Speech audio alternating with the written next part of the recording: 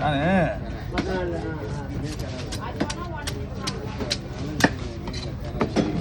சரவணா நீங்க இங்கே வர வேண்டிய அவசியமே இருக்காது உங்களுக்கு. போகணும், நான் போயிட்டு வந்துட்டேன்னா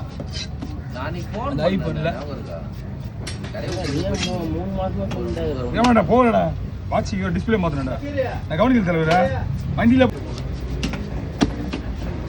கடை எடுக்கல கடை இல்லை. நான் கடை எடுக்கிறேன் இல்லையா? ஆள் எதுவும் தெரியுமா? ஆள் யாருன்னு தெரியாமலே பேசிடுவேன் நான். ஆமாம், சேவ் பண்ண நம்பரே யாருன்னு தெரியாது. என்னடா இது ரொம்ப போச்சுன்னு.